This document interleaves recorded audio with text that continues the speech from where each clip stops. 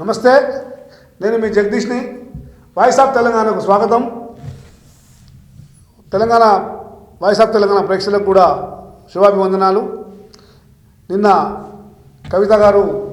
మొన్న కవిత గారు హరీష్ రావు మీద ఒక ఆరోపణ చేసింది. హరీష్ రావు, సంతోష్ రావు మీద మా నాన్నను వీళ్ళు బ్లాక్మెయిల్ చేస్తారు, అవినీతి చేసారు, మా నాన్న మీద నెట్టేస్తారు అది అని చెప్తే మొన్న ఆమె సస్పెండ్ చేసిన తర్వాత నిన్న ఆమె ప్రెస్ మీట్ పెట్టింది. ఆమె ప్రెస్ మీట్లో ఏం చెప్పింది? హరీష్ రావు, సంతోష్ రావు కుట్ర చేస్తున్నారు, బీఆర్ఎస్ హస్తగతానికి కుట్ర, హరీష్ రావు, సంతోష్ రావు కుట్ర చేస్తున్నారు. మీడియా సమావేశంలో కల్వకుంట కవిత గారు చెప్పిన కొన్ని ముఖ్యాంశాలు విందాం.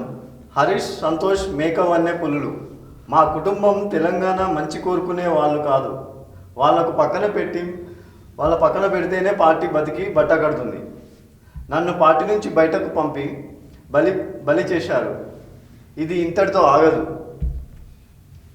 నాన్న కేసీఆర్కు, రామన్నకు కూడా ఇలాంటి ప్రమాదమే పొంచి ఉంది. మా కుటుంబం విచ్ఛిన్నమైతే వారి అధికారం వస్తుందని కాబట్టే కుట్ర. హరీష్ సీఎం రేవంత్ కాళ్ళు పట్టుకున్న నాటి నుంచి కుట్రలు మొదలు. నాపై కుట్రలు విషయం ప్రెస్ మీట్ పెట్టి చెప్పినా రామన్న స్పందించలేదు.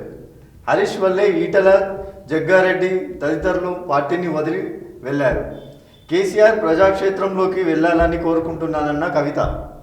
నాన్న, మీ చుట్టూ ఏం జరుగుతుందో చూసుకోండి అంటూ హితవు. ఎమ్మెల్సీ పదవికి, బీఆర్ఎస్ సభ్యత్వానికి రాజీనామా చేస్తున్నట్టు వెల్లడి. అయితే నిన్న ప్రెస్ మీట్లో ఏం చెప్పిందంటే ఆమె, హరీష్ రావు 19 ఎలక్షన్లల్లో కేసీఆర్ కొన్ని ఫండ్స్ ఎలక్షన్లో ఇచ్చినారు.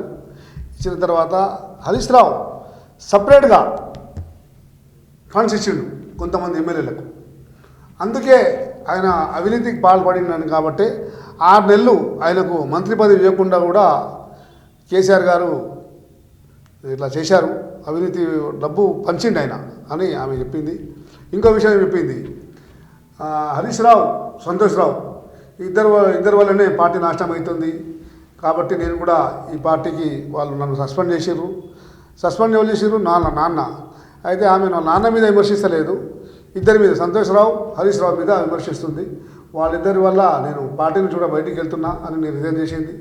అయితే ఇదంతా రేవంత్ రెడ్డి ముఖ్యమంత్రి గారు ఏమంటారు అంటే, ఇదంతా అవినీతి సొమ్ము పంపకాల విషయంలోనే గొడవ జరిగింది అని ఆయన అంటున్నాడు. ఈ అవినీతి పంపకాలలో కవితకు షేర్ తక్కువిచ్చిర్రు కాబట్టి హరీష్ రావును, సంతోష్ రావును ఆమె టార్గెట్ చేసింది. అంతకుముందు ఏం చెప్పింది? ఒక లేఖ రాసి మా కేసీఆర్ చుట్టూ అందరు రాక్షసులు ఉన్నారు, ఆయన కూడా దేవుడు అని చెప్పింది. అప్పుడు పేర్లు చెప్పలేదు. ఇంకొకటి మాట ఏం చెప్పింది మధ్యాహ్న, జగదీశ్వర్ రెడ్డి, లిల్లీపుట్ అని ఒక పెద్ద మనిషిని కూడా ఆమె బహిరంగంగా ఆయనకు కూడా అవమానపరిచింది. ఆమెకు చిన్న పెద్ద ఏం లేకుండా ఆమెకి ఏం కనిపిస్తుందో, మళ్ళీ ఆమె భవిష్యత్తు ఏముందో కానీ వాళ్ళ సొంత తండ్రిని విడిచి అందరినీ విమర్శించుకుంటూ పోతుంది ఆమె భవిష్యత్తు చూద్దాం. మరి ఆమె భవిష్యత్తు పార్టీ పెడుతుందా, ఏం చేస్తున్నది? వాళ్ళ నాయన మాత్రము బీసీలకు ద్రోహం చేసిండు, 100% ద్రోహం చేసిండు. బీసీల యొక్క ఫండ్స్ ఇవ్వలే, వేరే మతాలకు ఫండ్స్ ఇచ్చిండు, హిందూ బీసీలకు అన్యాయం చేసిండు. ఆ లెక్కలు కూడా సెక్రటరీ తెప్పిస్తున్నాం. అది సెక్రటరీ వచ్చిన తర్వాత ఇది ఒక మీటింగ్ కూడా పెడతాము. అయితే ఈమె జ్యోతిరావు పూలే బాటల మీద కూడా పూలేరావు ఫోటో పెట్టుకొని, ఈమె ఫోటో పెట్టుకొని నేను బీసీలకు న్యాయం చేస్తా, 10 ఏళ్ళు ఈమె ఎప్పుడు కూడా బీసీల గురించి మాట్లాడలేదు.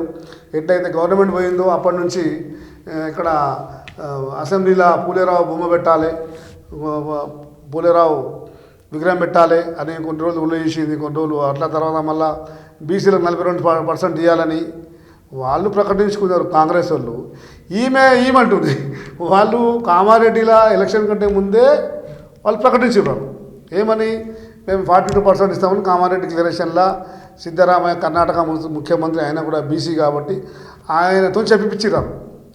ఈమె ఎలక్షన్ తర్వాత, ఈమె ఓడిపోయిన తర్వాత అసెంబ్లీలో ఆయన విగ్రహం పెట్టాలి, బీసీలకు 42% ఇవ్వాలి అని కొంతమంది బీసీ నాయకులను ఆమె చేర్చుకొని ఈ మళ్ళీ కూడా ఈమె కూడా బీసీ నినాదంతో మళ్ళీ నేను సీఎం కావాలి, నేను ఇది కావాలి అని ఈమె నేను పైకి రావాలి, నేనే సీఎం కావాలి మళ్ళా అని ఒక చెడు ఆలోచనతో, మంచి ఆలోచన కాదు అది. మీరు ఎప్పుడున్నా ఒక స్టాండ్ మీద ఉండాలి. ఏదో ఊడమల్లన్న దాటినాక ఊడమల్లన్న అంటే ఇది కవిత గారికి భవిష్యత్తు ఉండదు. ఇది ఇక ఆమె ఇష్టము. కానీ ఇది బీసీలు మాత్రము బీఆర్ఎస్ ప్రభుత్వము 10 ఏళ్ళు ఎటువంటి ఉద్యమాలు చేయకుండా వాళ్ళ నిర్బంధాలు పాలన చేసింది. కేసీఆర్ పాలనలో పోలీస్ పాలన ఎక్కువ. కేసీఆర్ పాలనలో పోలీసు దౌర్జన్యము, పోలీసు రాజ్యమే ఉండే. సెక్రటరీలో అయితే పోలీసే మొత్తం భారతదేశంలో కానీ ప్రపంచంలో సెక్రటరీ టైమింగ్ ఏముంటుంది, 10 to 5 ఉంటుంది. 10:30 to 5:30, 5 వరకు ఉంటుంది. అక్కడ పోలీస్ స్టేషన్ అవసరం ఉండదు. సెక్యూరిటీ 4 గేట్లు ఉంటే 4 గేట్లకు 4 సెక్యూరిటీ ఉంటుంది. ఆ సెక్యూరిటీ వాళ్ళు చూసుకుంటారు. ఎవరైనా పోయేటప్పుడు చెక్ చేస్తారు. వచ్చేటప్పుడు ఎట్లా వచ్చినా వాళ్ళు బయటకు వెళ్ళిపోతారు, అయిపోతుంది. కానీ పోలీస్ స్టేషన్ పెట్టడం అంటే దౌర్జన్యం. ఎవరు రావద్దు, భయపడాలి. పోలీసు రాజ్యం, నిజాంకు వారసుడు కేసీఆర్. ఎట్లయితే రజాకారులకు ఎట్లయితే భయపడిపించేటట్టు చేసిండో అదే సేమ్ వాళ్ళకు ఇంకా చాలా విషయాలు చెప్పేటట్టు ఉన్నాము, భవిష్యత్తులో చెప్తాము. అయితే కవితకైతే బీసీలు చెప్పుకుంటారు. ప్రతి బీసీలు తిరుగుతున్నారు ఆయన మరి కొంతమంది బీసీ నాయకులు, తలా తోకలేని నాయకులు తిరుగుతున్నారు. వాళ్ళ తల లేదు, తోక లేదు, వాళ్ళు ఏదో బీసీలమని ఆమె కొంతమందిని తీసుకొని తిరుగుతుంది. అయితే వాళ్ళు జాగ్రత్తగా ఉండాలి. మళ్ళీ ఈమె బీసీలకు ఆయన కూడా బీసీ సంఘాలు అన్నీ కేసీఆర్కి మద్దతు ఇస్తే కేసీఆర్ బీసీలకు ఏం చేయలేదు. ఎంబీసీ చైర్మన్ కానీ, బీసీ కమిషన్ కానీ ఎక్కడ ఎవ్వరు ఏం పని చేయలేదు. ఎవ్వరు కూడా ఏం పని చేయలేదు.